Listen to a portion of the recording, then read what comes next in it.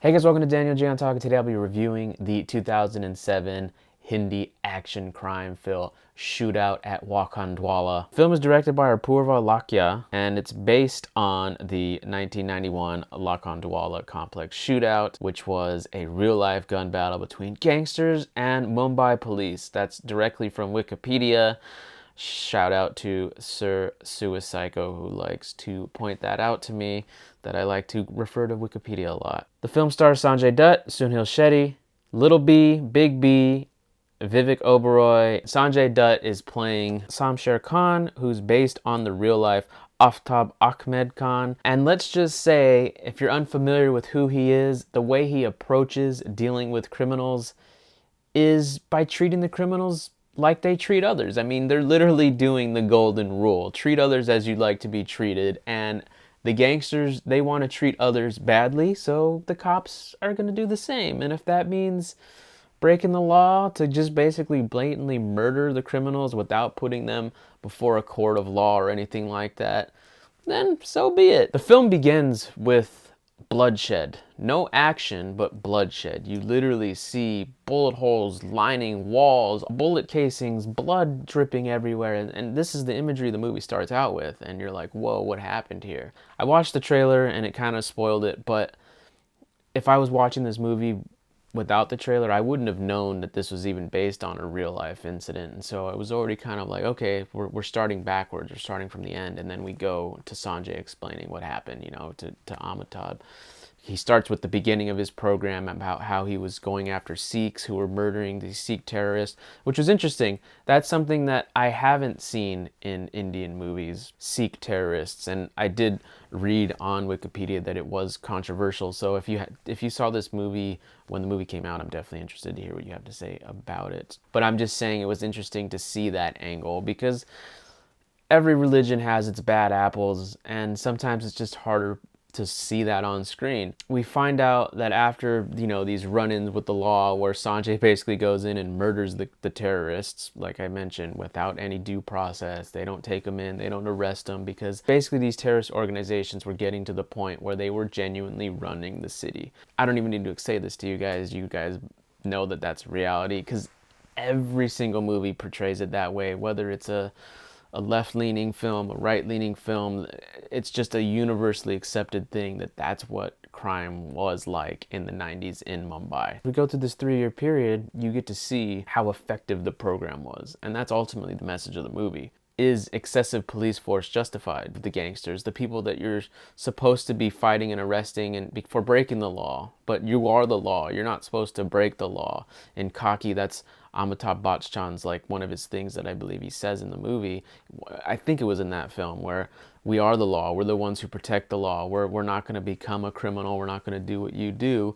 And Sanjay Dutt's character, who's based on the real life guy, said, nah, fuck that. We're going to go in and we're going to go in hard and we're going to take people out because, let's be honest, everybody knows who the real, who the gang leaders are because they're like celebrities. They're flamboyant. It's out there. It's like Al Capone in Chicago in the 1930s. It was like everybody knew he was the guy. And it's the same thing for these, underworld bosses during this time period. So, of course, I'm sure there was cops who wanted to just go and shoot Al Capone in the face and kill him because that was what everybody knew. He was the one. He was the one. Or like El Chapo, people would love to shoot him, I'm sure. You can't just take people out like that because it sends a bad message. It really does. You could upset the gangs, and they can go after, like, the cartel specifically. If they went and assassinated El Chapo, that would be bad. You want to arrest him. You want to put him through the courts. You want to show it. This is what happened. This is what we're gonna do to you.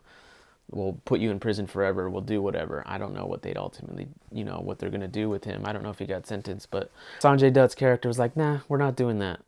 We're solving this issue, and they went in and started killing people. And there's literally a stat at the end of the movie, if it's to be true, and I'm going to read it, that 70% of the crime was eliminated from 1990 to 1993 because of this task force. The movie ends with the quote about that this program was disbanded, and a few months later, the Mumbai blast happened.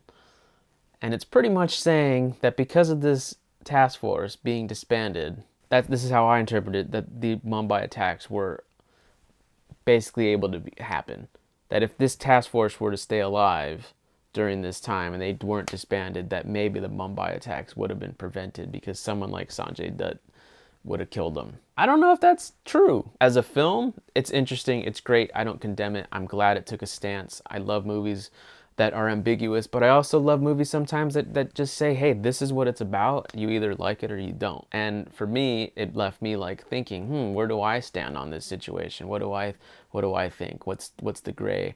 Because you look at drone strikes and it's like, do I support drone strikes? Well, maybe if they're bad men who are gonna kill people, I'm not gonna feel as bad. But when you kill a whole town of people on accident, back in the day, I don't know if I agree if one person's worth all those people who died, because those people who survive become terrorists themselves. And then you're in a 20-year war, which we're in right now, America. So I think that potentially that maybe this police task force killing everybody maybe propelled certain people, certain, the butterfly effect, certain things to go off that might have caused the Mumbai blast to happen that maybe wouldn't have happened if this task force were there. What did I enjoy? Well, first of all, it's a violent movie and it's pretty action-packed, a lot of gun violence, outright grotesque violence, like a lady gets run over and then you actually see the car run the lady over, which is pretty uncommon unless you're watching a horror movie like Hereditary or something. You're seeing some crazy ass shit like that. And it happens early too, and it really establishes the world that's going on, and you get to see Sanjay Dutt's character and the other cops, Little B, go and just shoot them point blank, and you watch it from wide shot. It's not like the other cop movies where they're putting them in handcuffs and they drive them into an empty forest and they release them and then they run and then they shoot them from behind. And it's not that type of killing. They're like going to their hideouts, busting down doors, chasing them, blasting them, shooting them right there in the streets in front of everybody, and like letting them know like, this is what we're doing. And it's pretty intense from that perspective. That part of the film I enjoyed. Just the idea of Sanjay Dutt's character hunting people down was interesting, which is why I personally didn't like the narrative approach of telling it through flashbacks. I actually wish it was a linear story where you follow Sanjay's character from the beginning all the way up until the shootout. Then there's an epilogue where he's talking to Amitabh and it's just one scene, and maybe you never see Amitabh until the very end, which would make his appearance even more impactful, because right now he's just like a side B player. He has no impact on the story. Literally any human being on the face of the earth could have played that role and the movie would have been the exact same. No offense to Big B, I'm not saying his performance wasn't good. It was, I enjoyed it always, but I'm simply saying it was a very minor role. It's not only that, but just the tension was deflated throughout the movie. That's the thing that really bothered me the most, because if Sanjay Dutt's character is talking to Big B in the present, well, clearly he's never gonna die at any point, because he's alive now in the present. Now, I know some people always say, Daniel, you always talk shit about the music. Problem with the music here is I love the ideas behind the music videos and what they were trying to portray, whether they're at the dancing clubs and with the girls and they're sharing their excess with their money and they're hanging out and camaraderie and all this stuff. Like, I enjoy those ideas. That's perfect. They should have happened in those scenes with dancing girls and them drinking and even singing and dancing. They could have done all of that.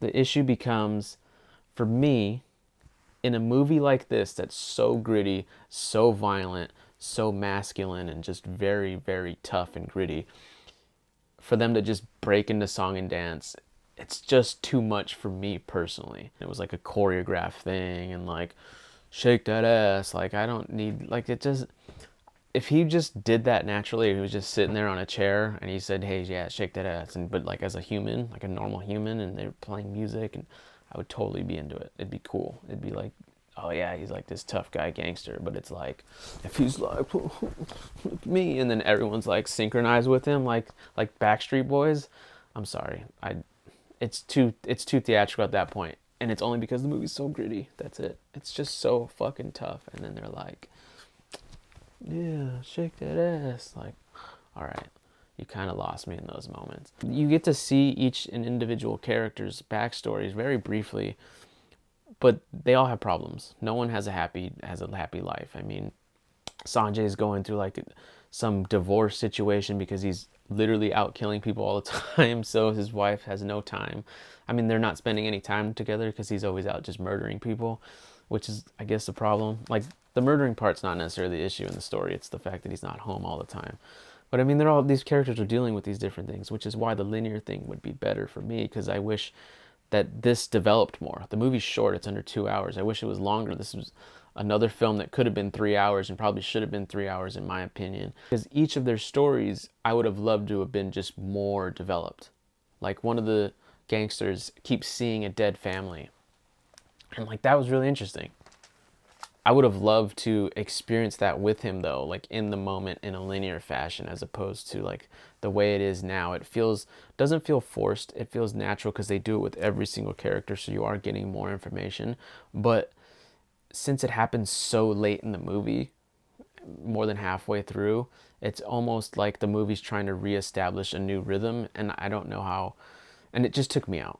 Maybe if I rewatch this movie again, or in 6 months again and revisit it, and now I watch it with that in mind, it'll have a different effect on me.